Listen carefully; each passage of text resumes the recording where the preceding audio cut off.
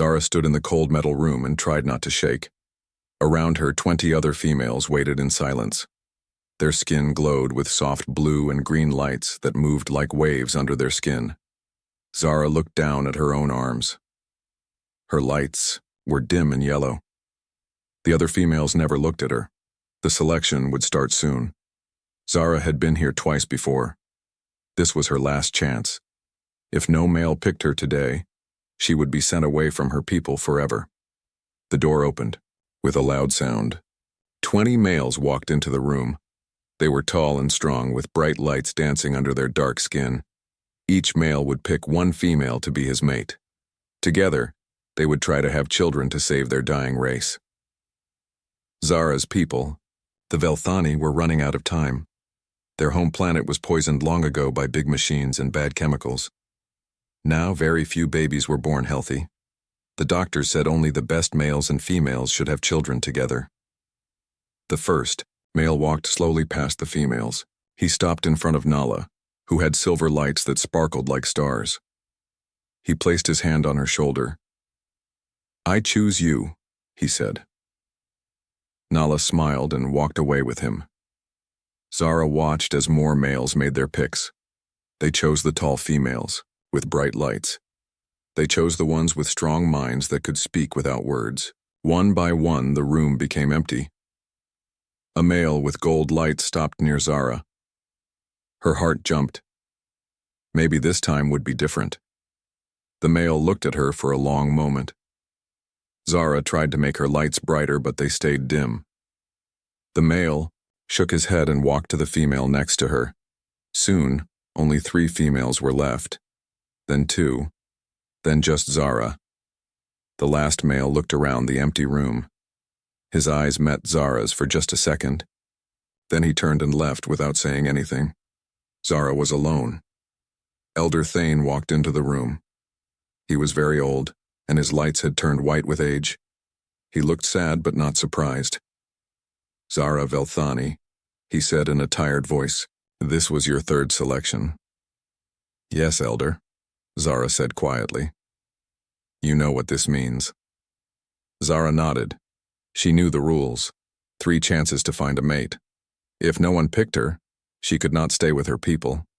She would have to leave and never come back, or she could stay and work as a servant for the rest of her life. "I am sorry, child," Elder Thane said. "You have good knowledge and a kind heart, but our people need strong children. The doctors say you cannot give us that."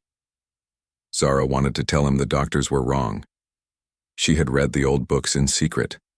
Her blood tests showed something different than what the doctors believed. But who would listen to her? "I understand, Elder," she said. You have one day to decide. Leave our people or stay and serve. Choose wisely." Elder Thane left her alone in the cold room. Zara walked out into the big hallways of Kepler Station. The station was like a small city in space where many different kinds of people lived and worked. She had never been outside the Velthani area before. The hallways were full of strange beings. Some looked like giant insects. Others were covered in fur or had too many arms. Zara pulled her robe tight around her and tried not to stare. She found herself in a place where the walls were made of clear glass. Outside, she could see stars and spaceships moving in the darkness. The sight made her feel very small. "Excuse me, miss. Are you okay?" Zara turned around. A creature was looking at her with concern. He had pink skin and hair on his head. His clothes were dirty, and he carried a box of tools. She had heard of his kind before. This was a human. "I am fine," Zara said in his language. She had learned some human words from the computer. "You sure? You look pretty upset." The human set down his tools. "I'm Jake, by the way, Jake Morrison. I work on the machines here." "I am Zara," she said carefully. Jake smiled. It was strange. When Velthani males looked at her, she saw disappointment. When Jake looked at her, she saw nothing but kindness. "Nice to meet you, Zara. I don't think I've seen you around this part of the station before. I do not come here usually. Well, if you ever need help finding anything, just ask. I know this place pretty well." Jake picked up his tools. "Hope your day gets better." He walked away, leaving Zara confused. Why had he been kind to her? He did not know her. He did not know she was useless to her own people. Zara spent the rest of the day walking around the station. She saw humans working together, laughing together, eating together. They came in many different sizes and colors. Some were tall, some short, some had dark skin, others light. But they all seemed to accept each other. In the Velthani area, everyone looked almost the same. The doctor said this was good. It meant they were pure. But watching the humans, Zara wondered if being different might not be so bad. That night, Zara sat in her small room and thought about her choice. She could leave and try to find a new life somewhere else. But where would she go? What would she do? Or she could stay and spend her life cleaning and serving the people who did not want her. As she sat thinking, she remembered Jake's kind smile. For just a moment, someone had looked at her and seen a person worth talking to, not a failed female. Not a genetic mistake, just Zara. Maybe there was a third choice she had not thought of yet. The next morning, Zara made her decision, but it was not the one Elder Thane expected. Zara did not go to Elder Thane the next morning. Instead, she went to the human area of the station. She hid behind corners and watched the humans work. They were so different from her people. They talked with their voices instead of their minds. They touched each other on the shoulders and shook hands. Some even hugged. Zara had never seen anything like it. She watched Jake fix a broken air cleaner. He worked with two other humans, a woman with red hair and a man with dark skin. They joked and laughed while they worked. When Jake made a mistake, the others did not get angry. They just helped him fix it. "That's weird," said the woman. "This part should not break so fast. Maybe the Velthani machines are too strong for our equipment," said the dark-skinned man. "Could be," Jake said. "Their technology is pretty advanced. Maybe we need to ask them for help." The woman laughed. "Good luck with that. They think we're too stupid to understand their machines." "Well, we'll figure it out," Jake said. "We always do." Zara was surprised. The humans seemed to think her people were smart, but her people thought humans were stupid. Who was right? For 3 days, Zara watched the humans. She learned their names. The red-haired woman was called Amy Rodriguez. She was a doctor who studied different kinds of people. The dark-skinned man was Ben Walker. He studied how different people lived and thought.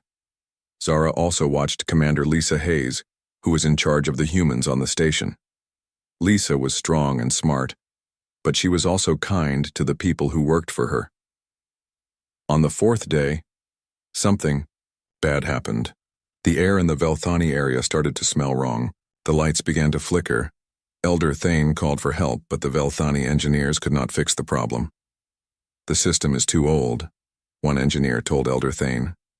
"We need new parts, but they will take weeks to arrive." "We cannot wait weeks," Elder Thane said. "The air will become poison in 2 days." Zara heard this and felt scared, but then she remembered something. The humans were good at fixing things. Jake had said they always figured it out. She went to the human area and found Jake working on a computer. "Jake," she said quietly. He looked up and smiled. "Hey, Zara, how are you doing?" "My people have a problem. The air system is breaking. Can humans help?" Jake's face became serious. "That sounds bad. Let me get Amy and Ben." Soon the 3 humans were listening to Zara explain the problem. Amy asked many questions about the Velthani air system. Ben wanted to know about their technology. "We can try to help," Jake said, "but your people might not want us to touch their machines." "They will have to," Zara said, "or we will all die." Jake went to Commander Hayes. She talked to Elder Thane on the communication system. At first, Elder Thane said no. Humans could not understand Velthani technology. It was too advanced for them. But when the air got worse, Elder Thane had no choice. Jake, Amy and Ben went to the Velthani area. Zara went with them to translate. The Velthani engineers looked angry and worried. "Show us the problem," Jake said. The engineers led them to a big room full of machines. Jake looked at everything carefully. He asked questions and took notes. Amy studied the air samples. Ben looked at how the machines were connected. I think I see the problem, Jake said after an hour. Your machines are very advanced, but they're trying to clean air the way your home planet needed. The air here on the station is different. That is impossible, said the head engineer. Our machines are perfect. They are perfect for your planet, Amy said gently. But space station air has different chemicals. Your machines are working too hard and breaking down. Jake started to work on the main computer that controlled the air system. The Velthani engineers watched with surprise as he changed the settings. He made the machines work differently, more like human air systems but still using Velthani technology. Slowly, the air began to smell better. The lights stopped flicking. The machines hummed quietly instead of making loud noises. How did you do that? Asked the head engineer. We use simpler methods, Jake said. Sometimes simple is better than perfect. Elder Thane came to see what happened. He looked at the working machines, then at Jake. You saved us, he said slowly. Just glad we could help, Jake said. That night, Zara could not sleep.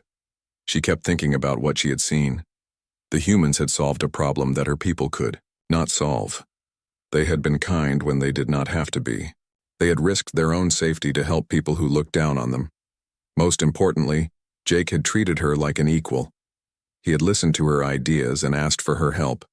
No male of her own people had ever done that. Zara made a decision. The next evening, she found Jake in the observation area of the station. He was looking out at the stars, eating something from a small container.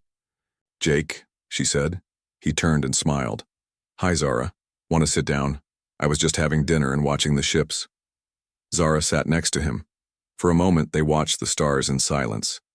Jake, she said carefully, I want to ask you something. Sure.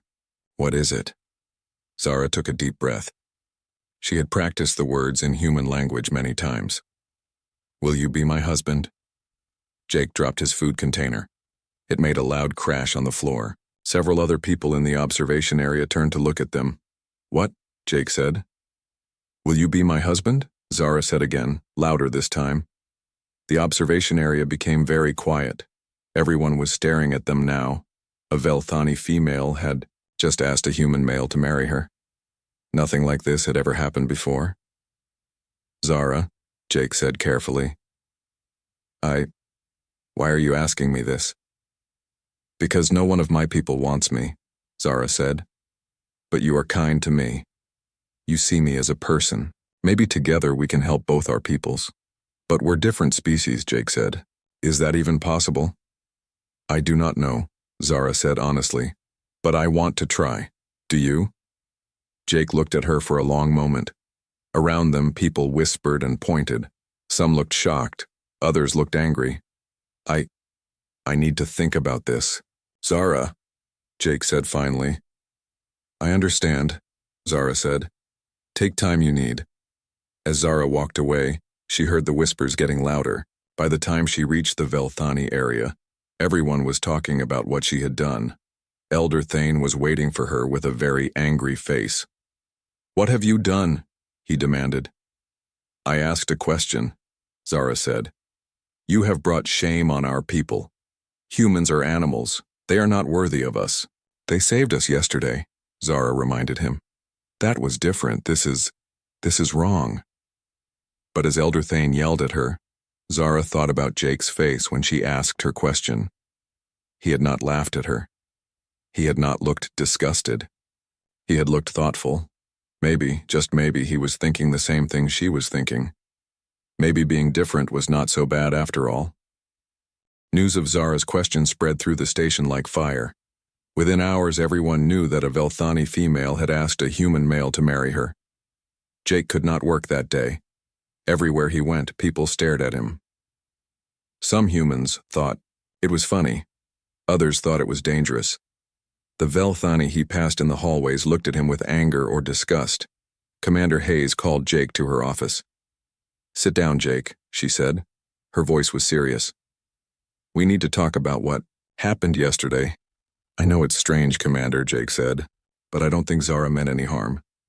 The harm is already done, Lisa said. The Velthani Council is very angry. They want Zara punished. They also want all humans to stay away from their area. That's not fair, Jake said. We just helped them fix their air system. I know, but now they think we're trying to contaminate their people. Lisa sat down across from Jake. Tell me honestly, what do you think of this girl? Jake was quiet for a moment. She's smart, Commander, and brave. When her people had a problem, she came to us for help. She could have just let them figure it out themselves. But marriage, Jake, to an alien? I don't know if it's possible, Jake said. But she asked me why I would consider it. And I've been thinking about that. What did you tell her? That I needed time to think. Lisa nodded.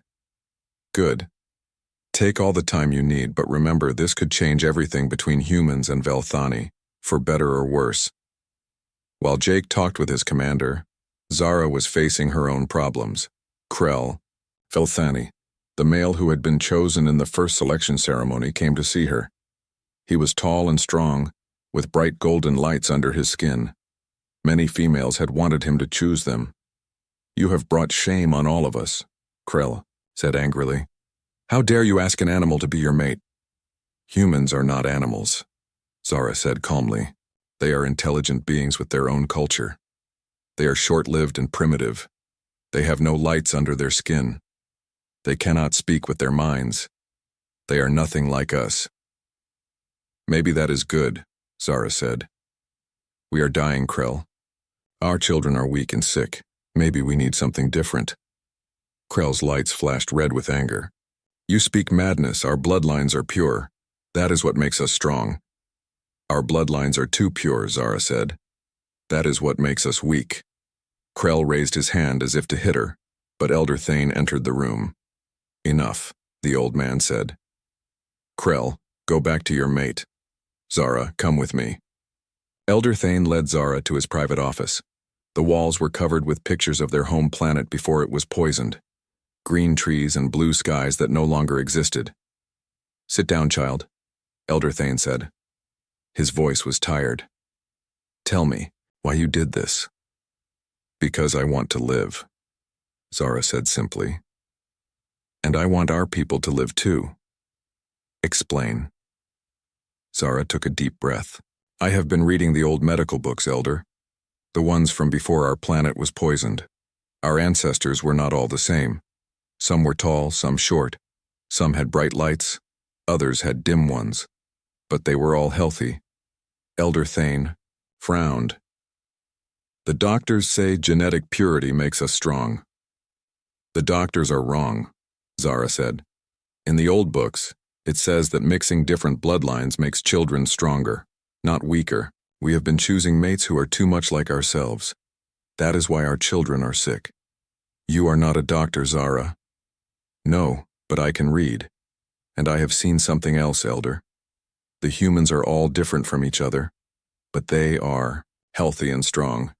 They live short lives, but they are full of energy and new ideas. Elder Thane was quiet for a long time. Even if this were true, he said finally, the idea of mixing with humans is disturbing, more disturbing than watching our people slowly die. Before Elder Thane could answer, Amy Rodriguez knocked on the door. Excuse me, Amy said in careful Velthani language. May I speak with you? Elder Thane looked surprised. Few humans learned their language. What do you want, human? I am a doctor, Amy said. I study genetics. I heard about Zara's question to my friend Jake. I want to offer some information. What information? Amy pulled out a small computer tablet. I have been studying blood samples from both our species. With permission, of course. I found something interesting. She showed them charts and numbers on the screen. Human genetics are very diverse. Velthani genetics are very focused. If our species had children together, those children might be healthier than either parent species. Elder Thane stared at the screen. This is impossible. It is unusual, Amy agreed. But not impossible. Many species on Earth do this. It is called hybrid vigor. The children get the best qualities from both parents. You are saying that human Velthani children would be strong? Potentially, yes. They might live longer than humans but be more adaptable than Velthani. They might be able to survive in places where neither parent species could live. Elder, Thane looked at Zara, then back at Amy. Why are you telling us this? Because Jake is my friend, Amy said, and because I think Zara is very brave. Not many people would risk everything for a chance to save their species. That evening, Jake found Zara in the same observation area where she had asked her question.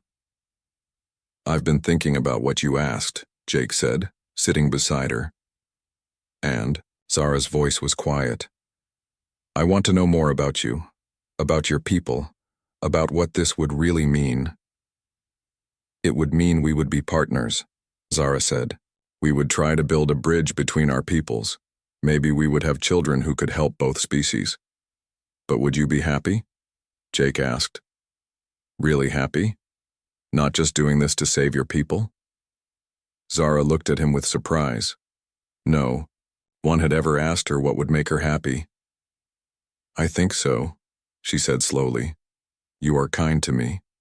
You listen to my ideas. You treat me like I matter.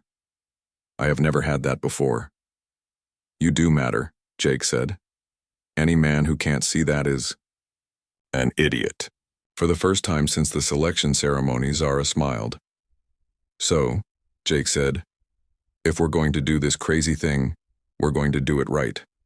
I want to court you properly. I want to learn your language and your customs.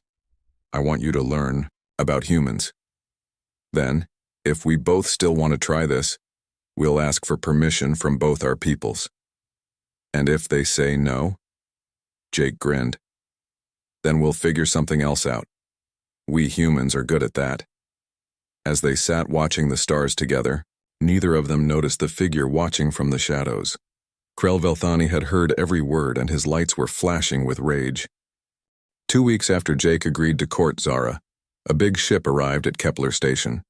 It was painted with the symbols of Earth Fleet. Admiral Steve Carter stepped off the ship with 20 soldiers behind him. Commander Hayes met him at the docking bay. Admiral, we weren't expecting you. Emergency orders, Commander, Steve said. His face was stern. I hear one of your people wants to marry an alien. Yes, sir. Engineer Jake Morrison and a Velthani female named Zara. That ends now, Steve said. Earth Fleet cannot allow this marriage. It could cause problems with other alien species. With respect, Admiral, Jake is a civilian contractor. He can marry whoever he wants. Not if it threatens human security, Steve said. I have orders to stop this marriage by any means necessary. At the same time, another ship arrived.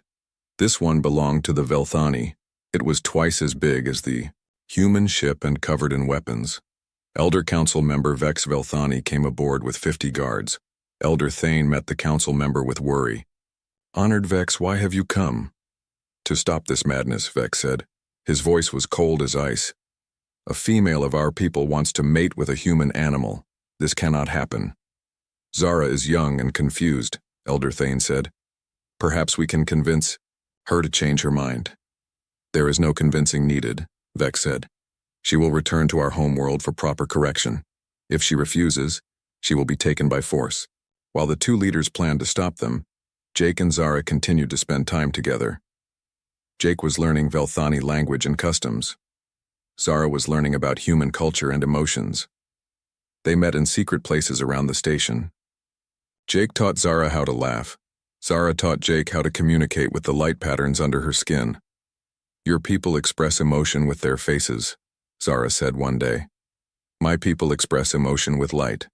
But you have learned to read my lights better than most, Velthani. You're not that hard to read, Jake said. When you're happy, the lights dance. When you're sad, they barely move. When you're angry, they flash red. What color are they now? Zara asked. Jake looked at the soft golden glow under her skin. Gold, like when you're content. Happy, but peaceful. I am, Zara said. For the first time in my life, I am truly content. But their happiness was about to be tested. Dr. Nina Chen, a human geneticist, had been working with Amy Rodriguez on the compatibility tests. She called Jake and Zara to her laboratory. I have good news and bad news, Nina said. The good news is that human Velthani children are definitely possible. They would be very healthy and have amazing abilities. What's the bad news? Jake asked. The pregnancy would be dangerous for Zara. Human babies grow faster than Velthani babies. Her body might not be able to handle it. Zara's lights dimmed. How dangerous? I'm not sure, Nina said honestly.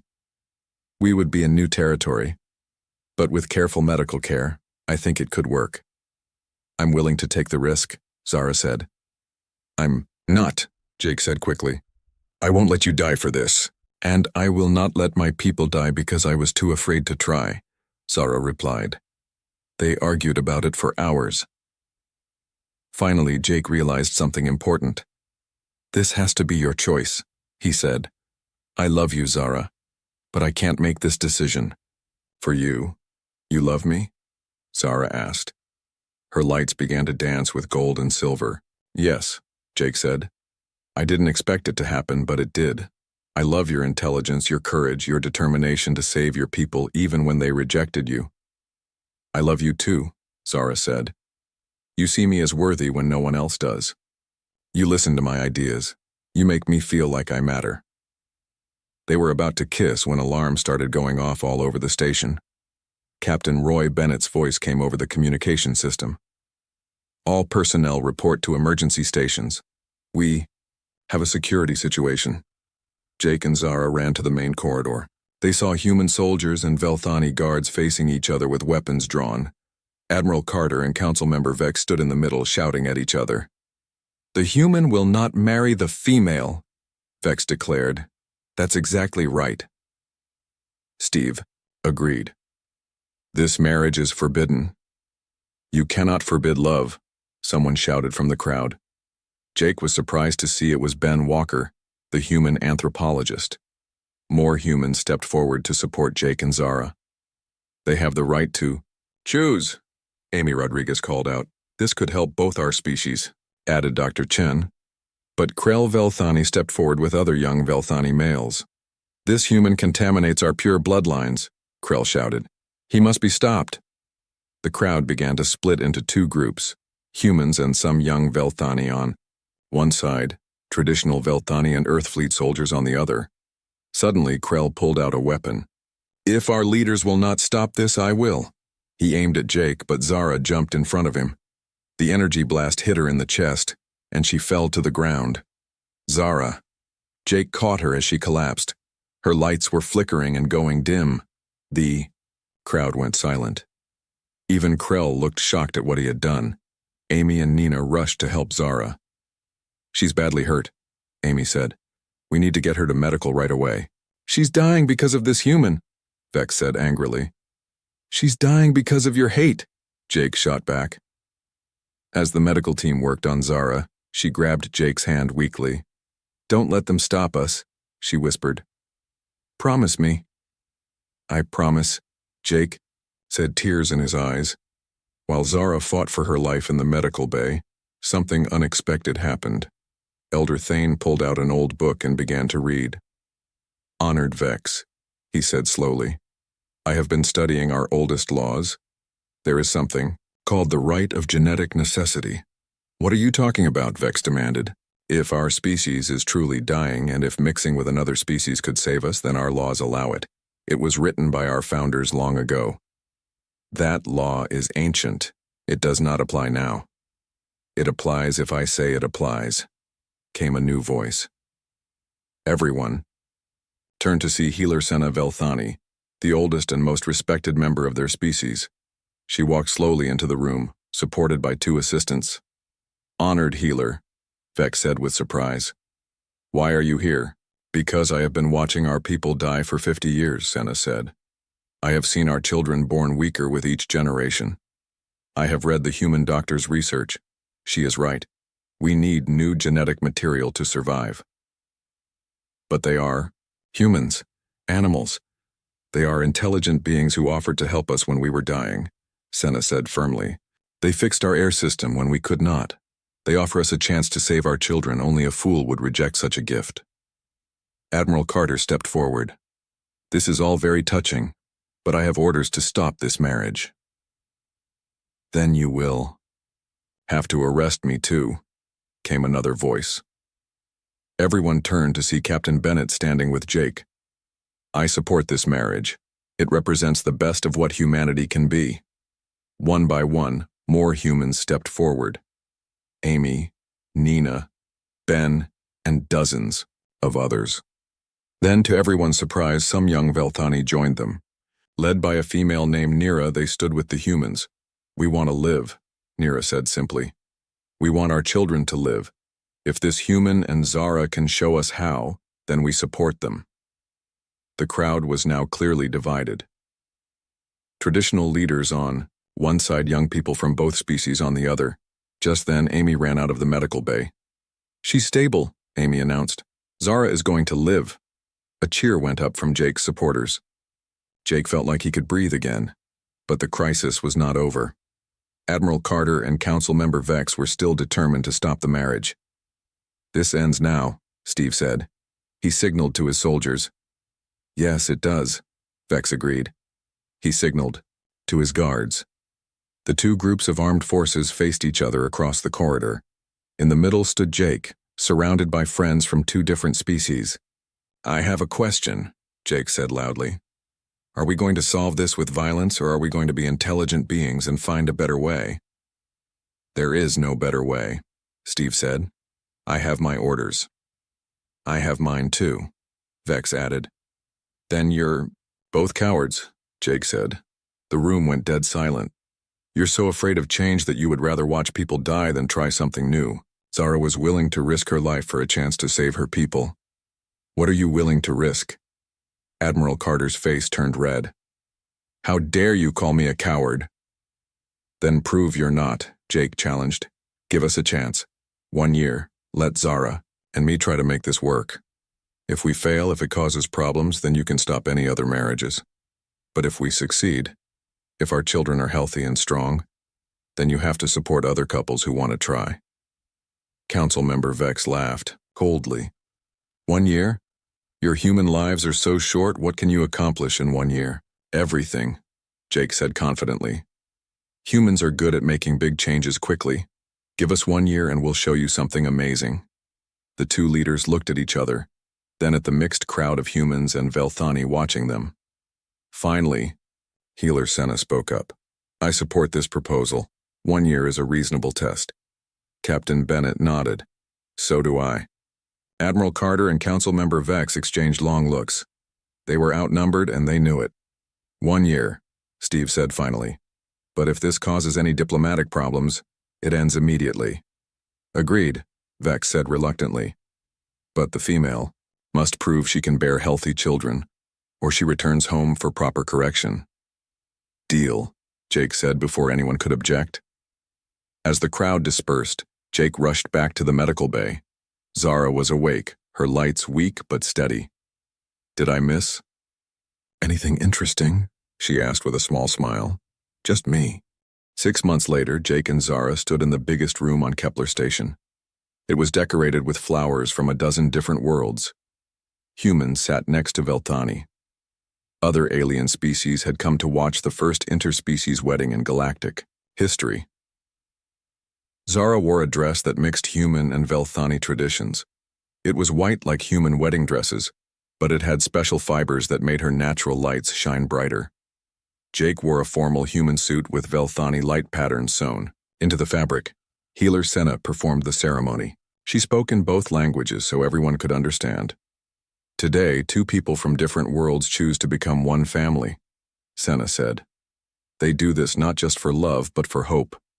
Hope that differences can make us stronger, not weaker. When Jake and Zara kissed, the lights under Zara's skin exploded in brilliant gold and silver. The crowd cheered in a dozen different languages. But the real celebration had started months before. After their engagement, young Velthani began asking questions about humans.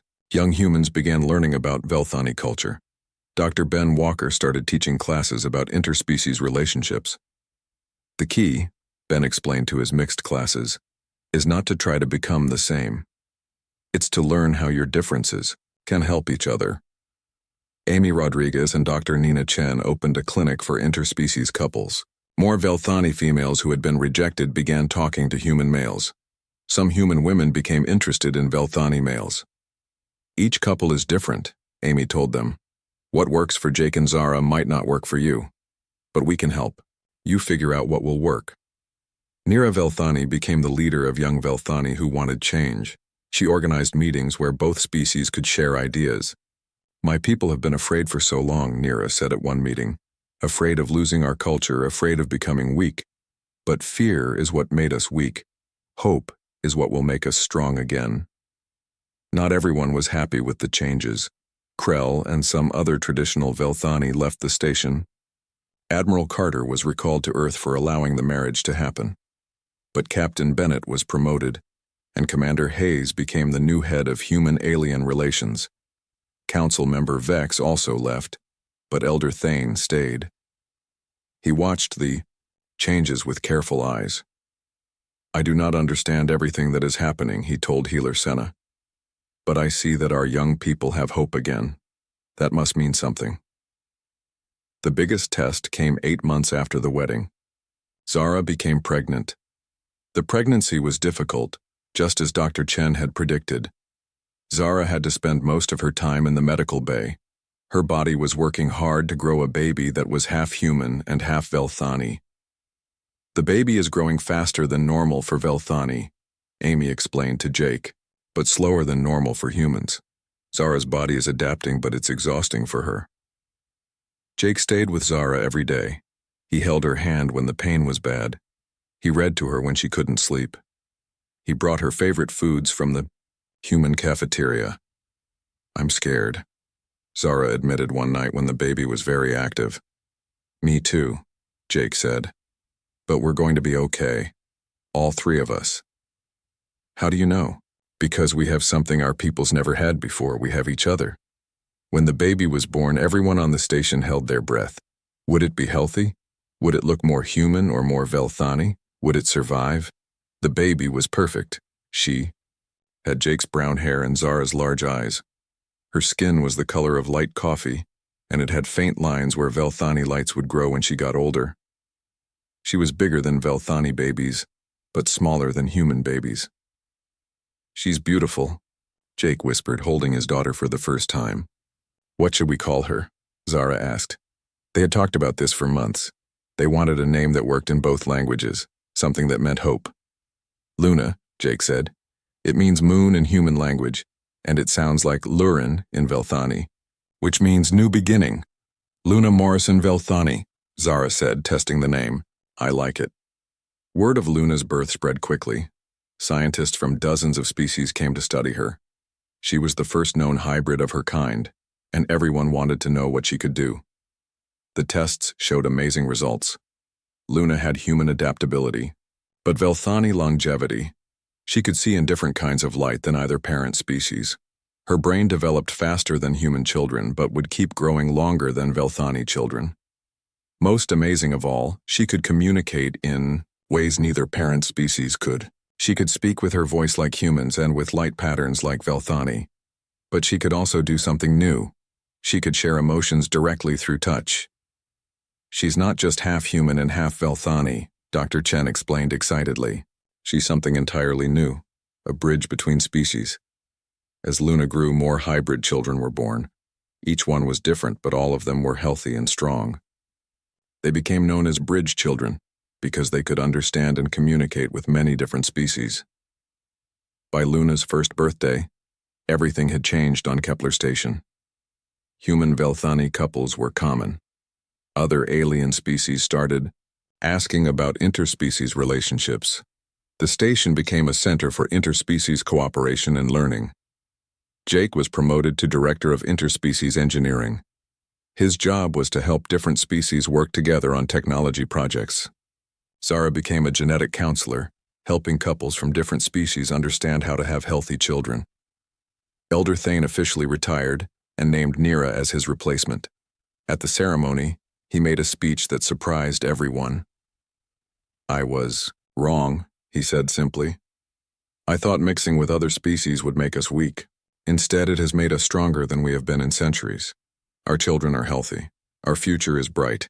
And it is all because two young people were brave enough to ask a simple question. Will you be my husband? On Luna's second birthday, Jake and Zara took her to the observation deck where Zara had first asked her question. Luna could walk now, and she babbled in a mixture of human words and Velthani light patterns. Do you ever regret it? Jake asked, watching Luna play with a toy that made lights dance across the walls. Never, Zara said. Do you? Not for a second, Jake replied. Best decision I ever made. Luna ran over to them, her skin beginning to show the first faint traces of bioluminescent patterns. She grabbed both their hands and pulled them toward the window. Look, she said in perfect human English. Then her skin flashed in Velthani pattern language. Stars pretty.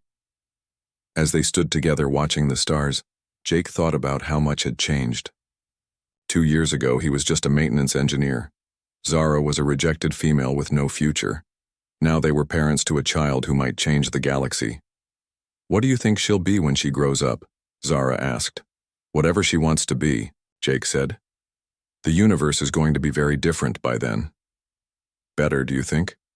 Jake watched Luna press her hands against the window, her skin glowing with wonder as she looked at the stars. Much better, he said confidently. A message came over the communication system. Captain Bennett's voice filled the observation deck. Attention all residents. We have just received word that the Galactic Council has approved the creation of the first interspecies colony. Volunteers from all species are welcome to apply. The colony will be located on New Haven, a planet suitable for multiple life forms. Jake and Zara looked at each other. Want to help build a new world? Jake asked. With you? Always, Zara replied. Luna clapped her hands, and her skin flashed with excited golden light. She didn't understand all the words, but she understood that something wonderful was about to happen.